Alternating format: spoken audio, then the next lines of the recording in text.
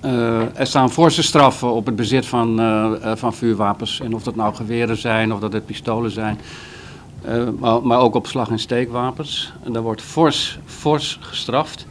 Als ik bijvoorbeeld kijk naar een vuurwapen die thuis wordt aangetroffen, bijvoorbeeld in de La, dan krijgt u van het gemeenschappelijk hof daar minimaal 9 maanden gevangenisstraf voor. Dat is de eerste keer dat je gepakt wordt.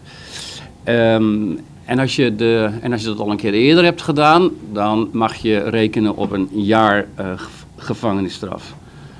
Het bezit van een vuurwapen in een auto, als de politie daar een vuurwapen vindt, dan krijg je 1,5 jaar gevangenisstraf. En als je dat een tweede keer doet, dan ga je al naar de 21 maanden, dus richting de 2 jaar. Heb je een vuurwapen op je lichaam en heb je dat bij je op straat, dan is het 2 jaar gevangenisstraf. En als het gaat om een zwaar vuurwapen, nou, dan moet u denken aan een geweer of een automatisch vuurwapen, dan krijg je 4 jaar gevangenisstraf. Nou, dat zijn forse gevangenisstraffen, dat zijn forse straffen, maar het gaat ook wel over zeer ernstige feiten. Want wat de korpschef zojuist zei is natuurlijk waar. Je hebt een vuurwapen om je te verdedigen, maar waarom wil je je dan verdedigen? Wij weten op Aruba dat het toch deels gerelateerd is aan, het zijn mijn woorden, bende gerelateerd geweld.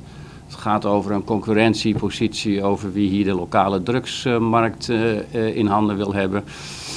Ja, er wordt ruzie gemaakt. En dat gaat op de criminele wijze. En dan gebruiken ze vuurwapens niet om zich te verdedigen. Dat is echt een groot misverstand. Dan gebruiken ze vuurwapen om concurrenten dood te schieten. In dit jaar hebben we dat nog niet meegemaakt. Maar vorig jaar hebben we wel een heel heftig incident meegemaakt. Dus het is echt van het grootste belang dat die vuurwapens, groot of klein, veel of weinig, dat die worden ingeleverd. En ik doe een beroep op de tata's, de mama's, op de tantes, op de ooms. Maakt me niet uit. Wie zicht heeft op vuurwapens, pak die vuurwapens, neem ze mee en gooi ze in die bus die bij die politiebureaus staan. Ik dacht Oranjestad en San-Nicolaas, het zijn op 2 plekken. En voor wat betreft die camera, waar u het over had, meneer Espinosa. Als het Openbaar Ministerie zegt dat we niet gaan vervolgen, dan gaan we niet vervolgen. Al komt iemand in zijn blote kont een vuurwapen inleveren, succes met die filmbeelden. U mag van ons verwachten dat we ons serieus houden aan wat wij hier toezeggen. Die wapens, die lever je in.